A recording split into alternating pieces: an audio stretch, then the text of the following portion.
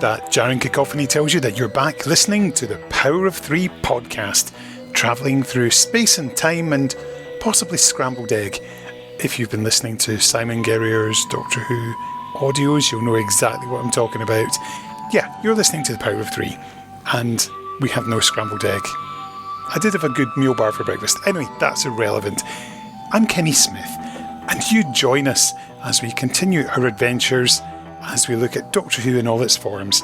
And today we are taking a look at a new release on home media, because Doctor Who fans do love their physical media, our magazines, our books, our DVDs and our Blu-rays, and action figures of course, as The War Games in Colour was this week officially released, following on from its broadcast on BBC4 just before Christmas. How can that be just before Christmas? It seems like it was, well, not that long ago. But yes, today we are going to be chatting with two of the people involved in the War Games colorisation again. And of course, listeners who have been around this podcast for a wee while may recall that we featured the War Games in colour during the festive period. And that was when we had Rich Tipple and editor Benjamin Cook on, talking about their work in getting this prepped for broadcast on the telly. And if you scroll back to our episode which was released back in December, The War Games in Colour, you'll find that episode 321 will meet all your requirements, filling in the background to it. But today we're going to be speaking to the same pair a little bit more about some of the things that they couldn't talk about at the time, with some of the surprises that were in the War Games on broadcast, and of course this extra 6 minutes of footage that we're getting for the home media release. So, if you've bought the DVD, the Blu-ray, or even the Steelbook, then this is the episode for you. And if you haven't bought it, it might whet your appetite. So, let's hear from the fellas. Hello, my name is Benjamin Cook, and I am the editor of The War Games in Colour and last year's The Daleks in Colour. And my name's Rich Tipple, and I'm the lead colorisation artist for The Daleks in Colour and The War Games in Colour. I one day hope there will be something else in colour, but hey, that's not what we're talking about today. We're talking about The War Games in Colour on Blu-ray and DVD, of course, for those who haven't upgraded to the HD. And Steelbook, beautiful Steelbook. That is glorious cover art. I love it. It's lovely, isn't it?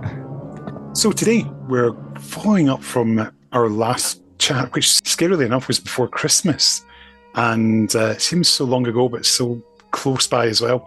And I suppose there were a few things that we couldn't talk about in terms of previewing, like the surprises that were in there, some of the new effect shots and things like that. You teased that, but there was definitely a lot more there than I expected. You cheeky people, especially that ending. You teased there'd be a regeneration, and we got a regeneration. You did, a full-on regeneration.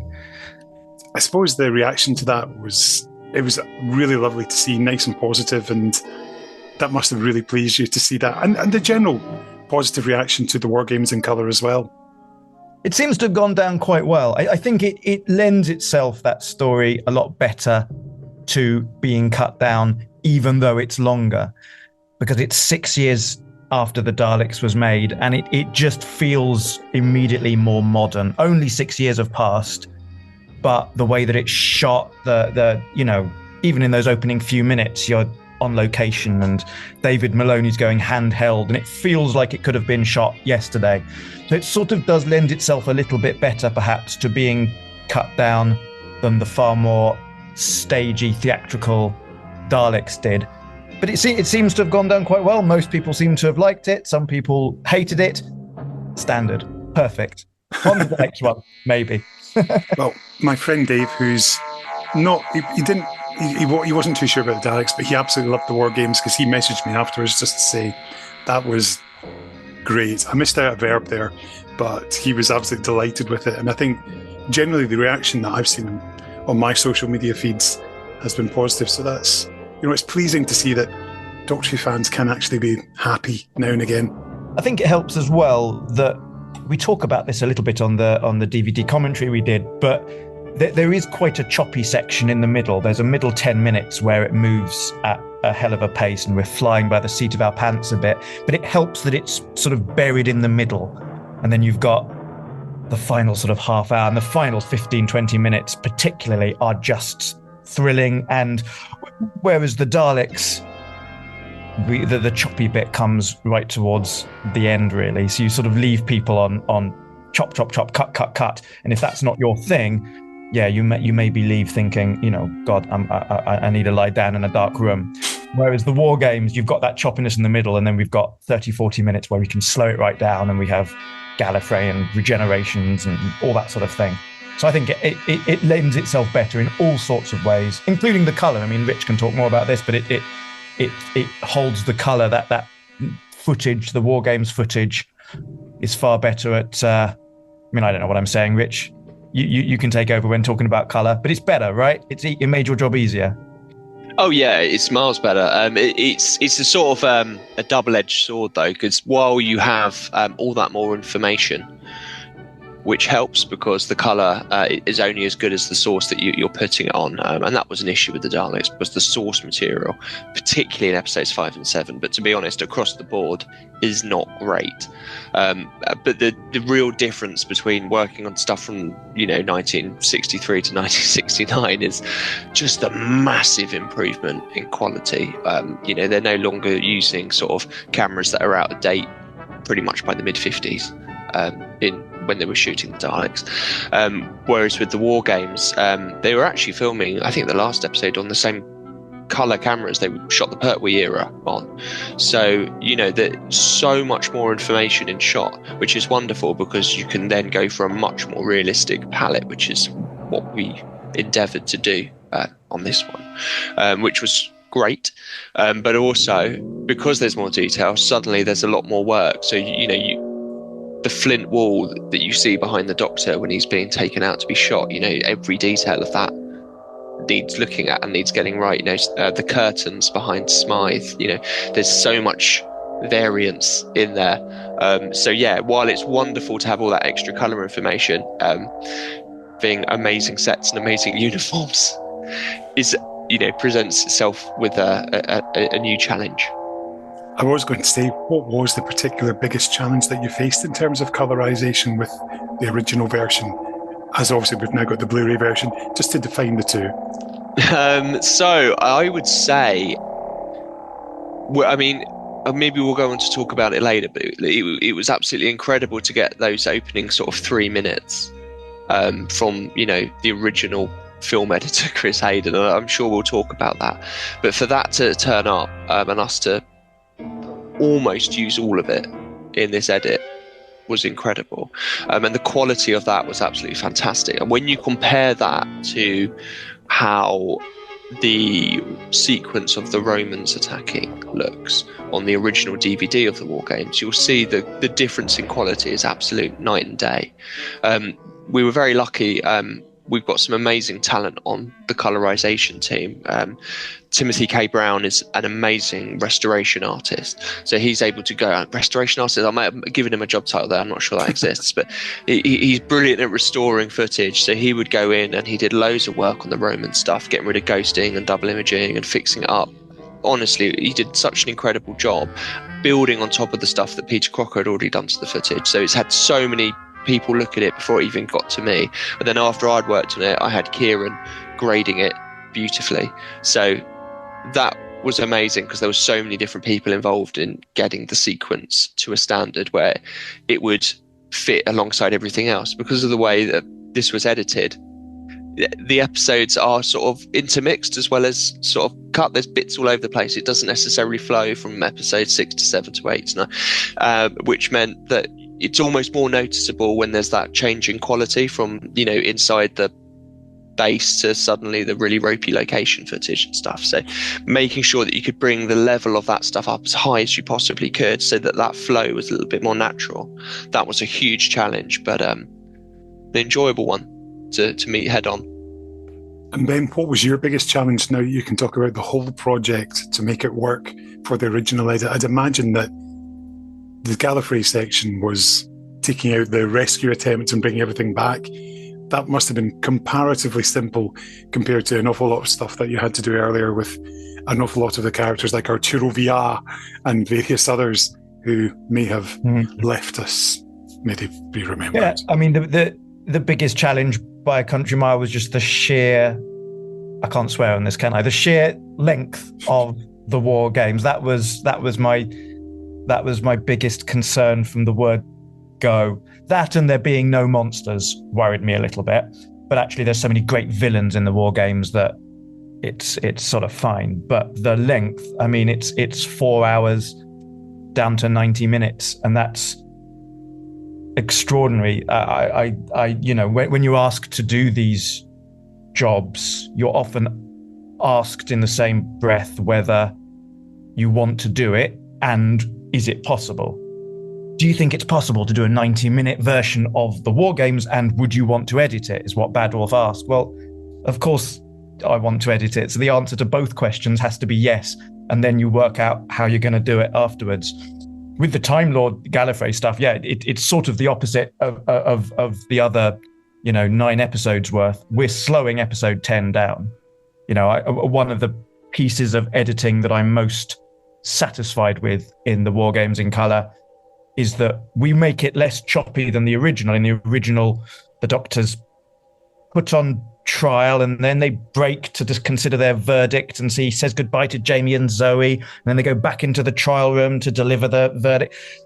We change all that, so we have him saying goodbye to Jamie and Zoe at the start, and then we just run the trial as one, which gives it much more space to breathe and also adds an extra dimension to it. It means that the Doctor's no longer got Jamie and Zoe stood just outside the trial room, his best mates, cheering him on.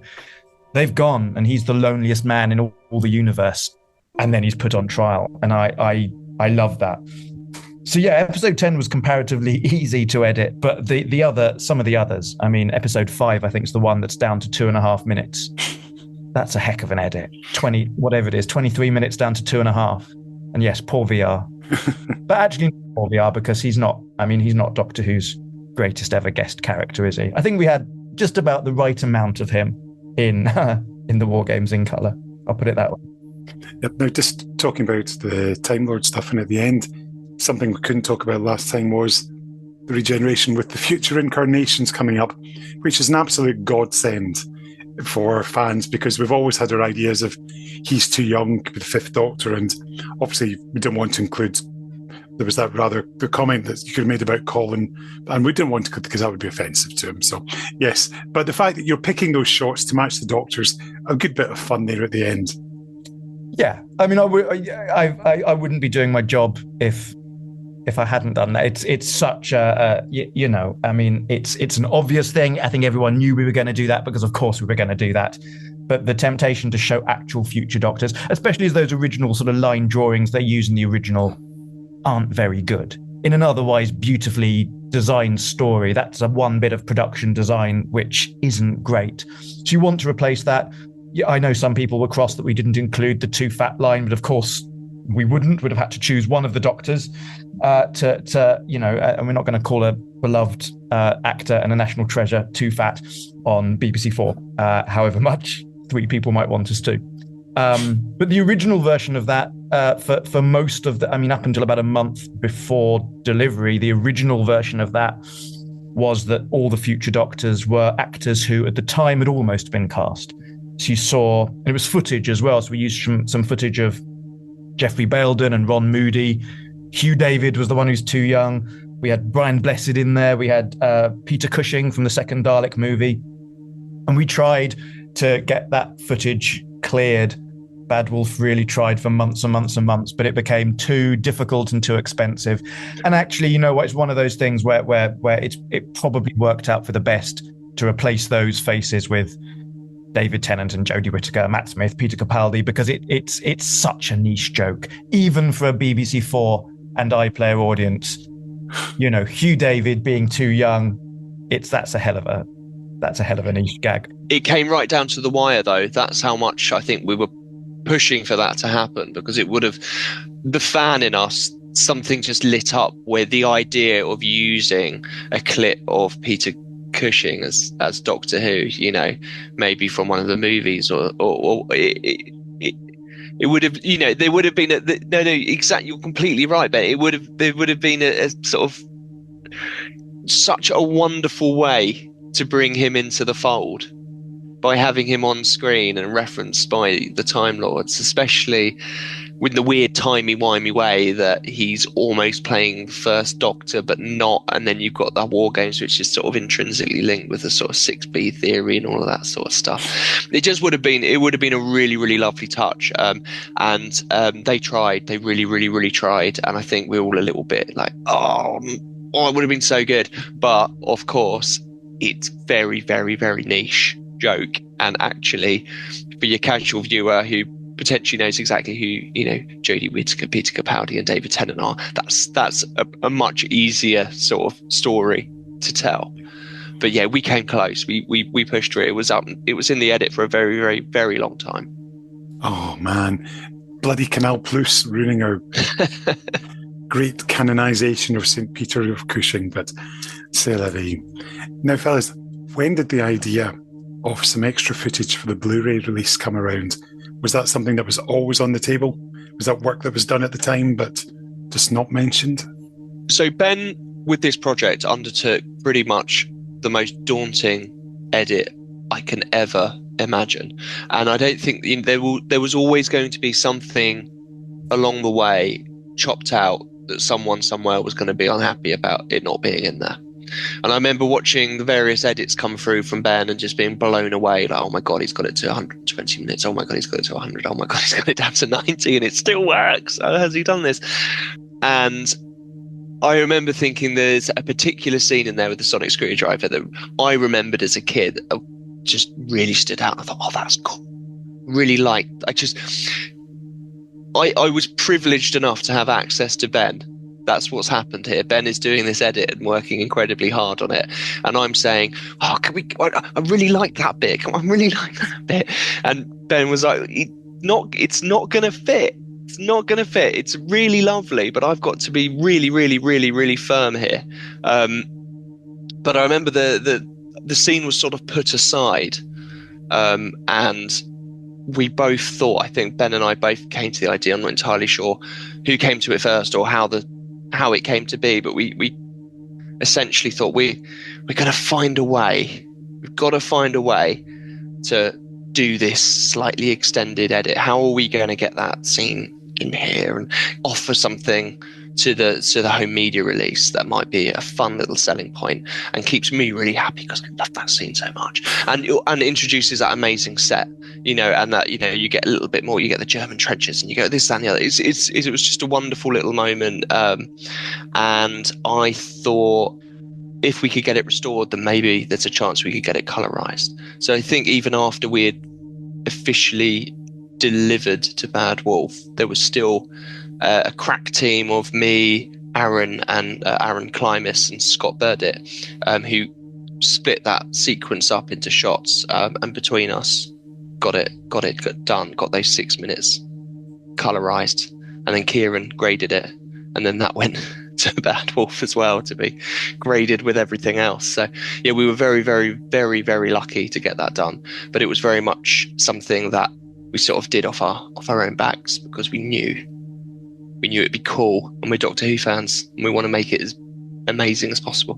And I think at the point that Rich and his team had colorized it and Peter had restored the footage, and I think at that point sort of nobody felt they could say no. So Bad Wolf, I mean, poor Bad Wolf, because that would have been more money, but they sort of graded it and re-exported the entire thing for BBC Studios, and BBC Studios seemed delighted with it, but that's because it had already been done at that point. But it's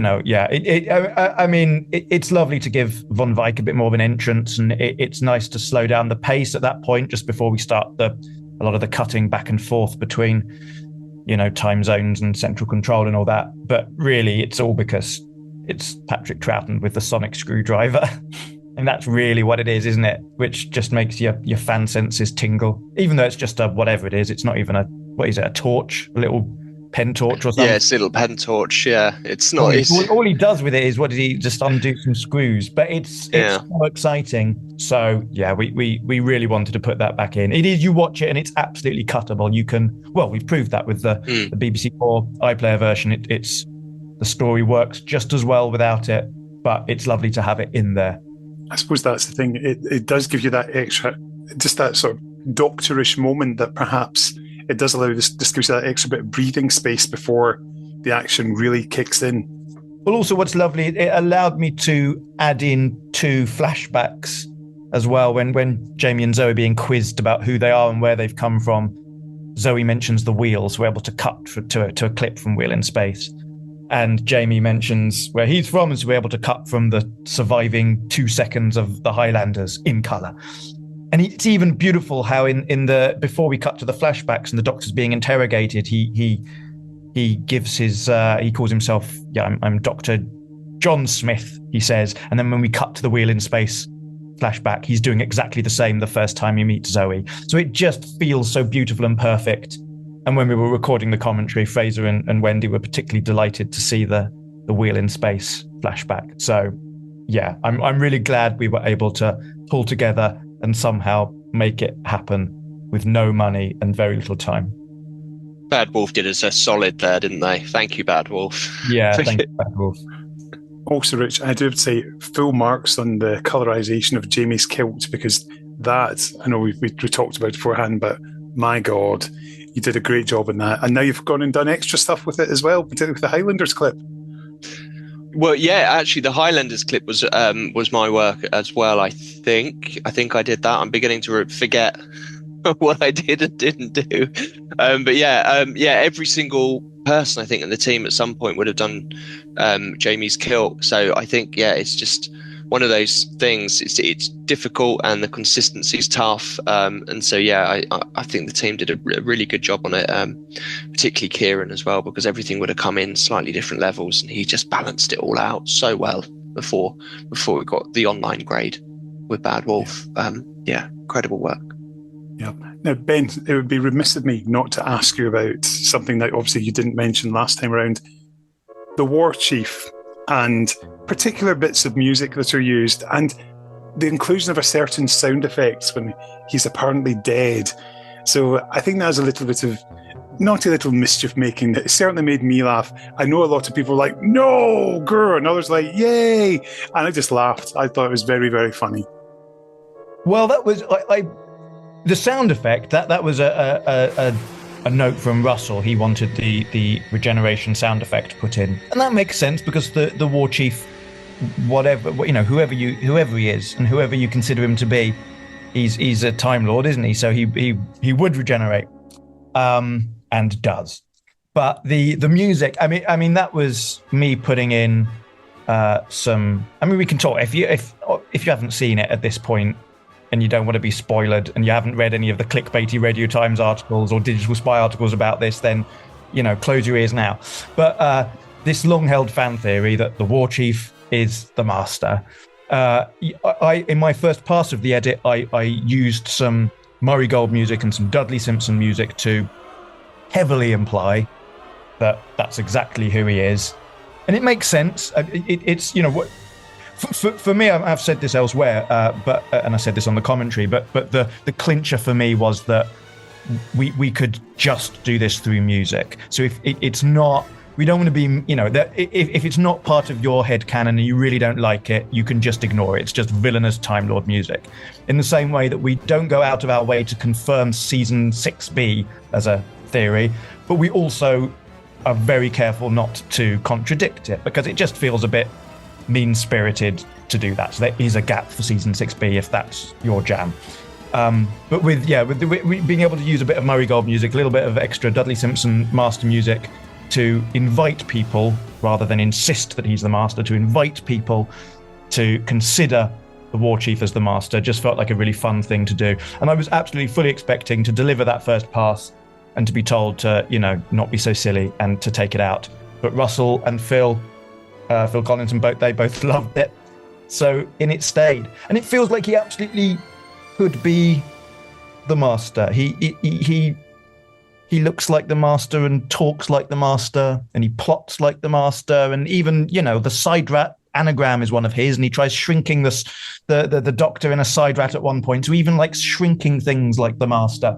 It feels, it's like a bit of a fringe theory to consider that he isn't the master. So of course we wanted to lean into that. And the loveliest thing is that you don't do it to create clickbait articles or get things trending on Twitter. However, after the War Games aired on BBC4 for the next 24 hours, as well as Doctor Who and Master and Patrick Troughton trending on Twitter in the UK, War Chief was trending for 24 hours on Twitter. And you get articles in Radio Times and all over the place written about that character and Edward Brayshaw and talking about his amazing performance. And I think it's a lovely thing to be able to do, after 55 years, to just shine the spotlight on an incredible guest performance in Doctor Who that isn't talked about and isn't appreciated nearly enough.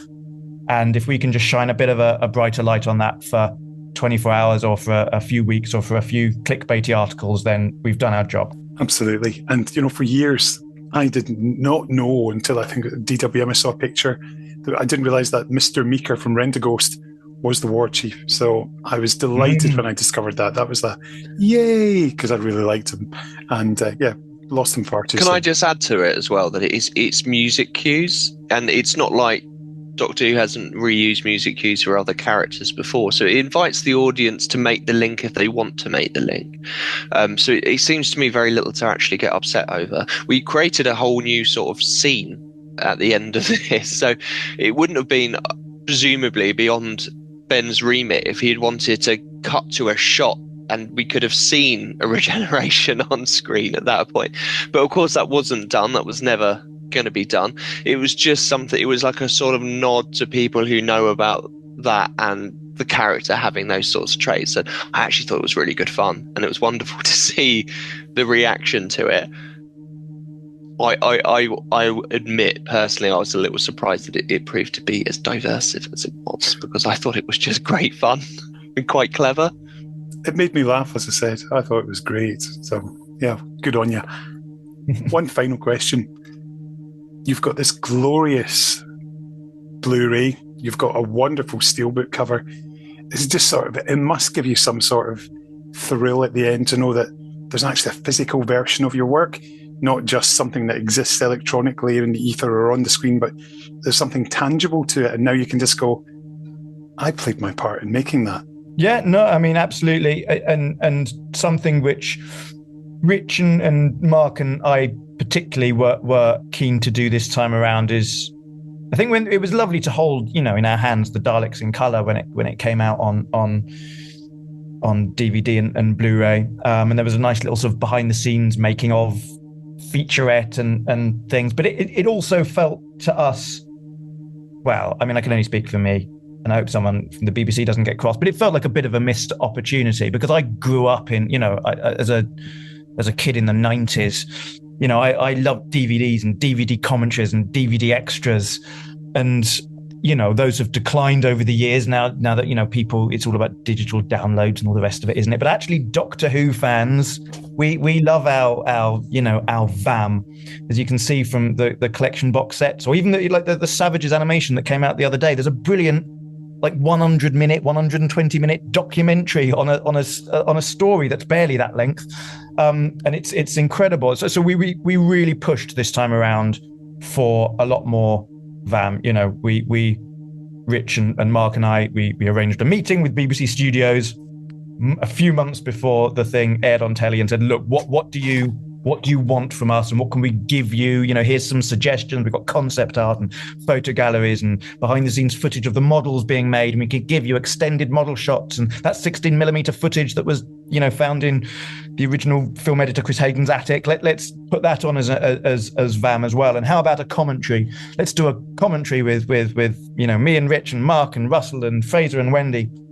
And so that's what we did. And it feels like it's a really lovely package of extra material, and the original black and white 10 episodes are on there as well, with all the VAM that was released on the DVDs.